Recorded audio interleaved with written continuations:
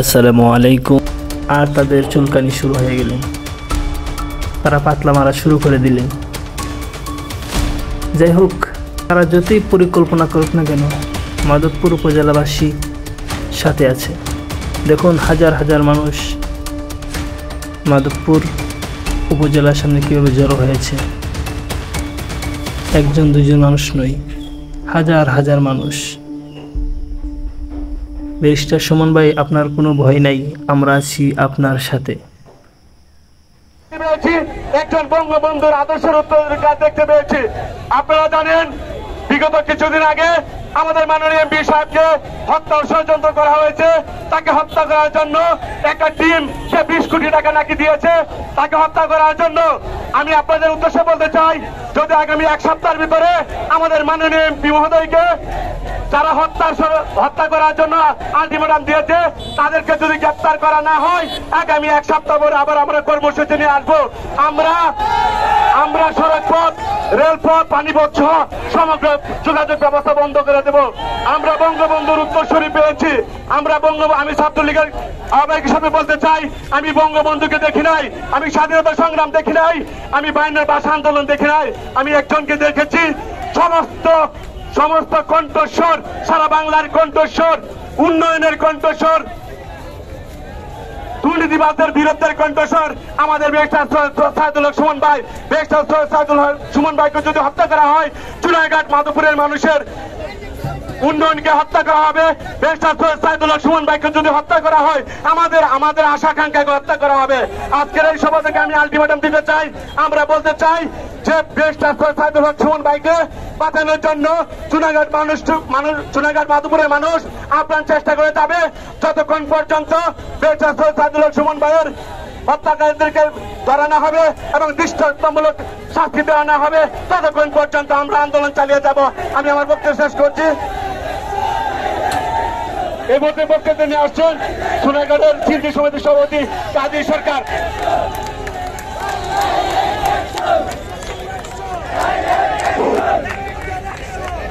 বিসমিল্লাহির রহমানির রহিম।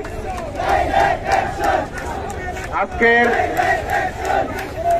সোনারঘাট মাধবপুরের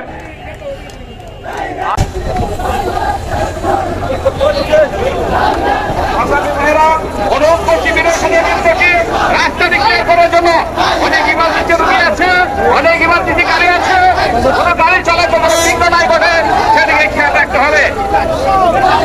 আজকে আমাদের মানববন্ধন সফল করতে হবে, আমাদের মানুষের যেন কোনো চলাচলে বিঘ্ন নাই ঘটে, সেদিকে খেয়াল রাখতে হবে। আমাদের অত্যন্ত জরুরি গাড়ি আছে, রুগীর গাড়ি আছে, বিদেশ যাত্রী গাড়ি আছে, কোনো গাড়ি যেন যাবে আটকে না থাকে, সেদিকে খেয়াল রাখতে হবে। সবাইকে বিনয়ের সাথে অনুরোধ করছি, বারবার অনুরোধ করছি, আপনারা রাস্তাটা ক্লিয়ার করে দুই পাশে রোডের দুই পাশে সারিবদ্ধ ভাবে দাঁড়িয়ে মানববন্ধনে অংশগ্রহণ করুন। সংগ্রামী ভাইয়েরা, আপনাদেরকে অনুরোধ করছি, আপনারা সারিবদ্ধভাবে দুই পাশে দাঁড়িয়ে রাস্তাটা ক্লিয়ার করে দেওয়ার ব্যাপারে অনুরোধ করছি।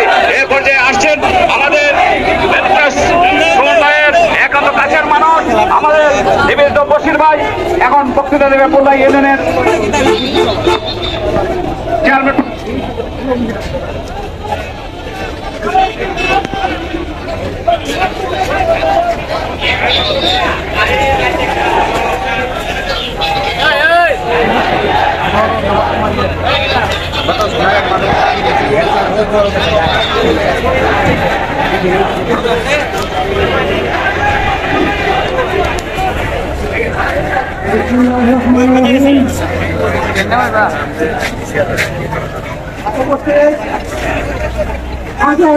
সবাইকে বলবো একটাই কথা, যে রাজপথ ছাড়ি নাই, সুমন ভাইয়ের বই নাই, সুমন ভাইয়ের বই নাই, রাজপথ ছাড়ি নাই।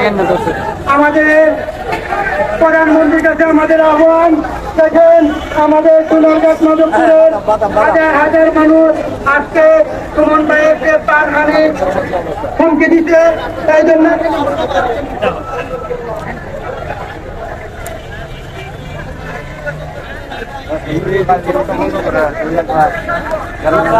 আমাদের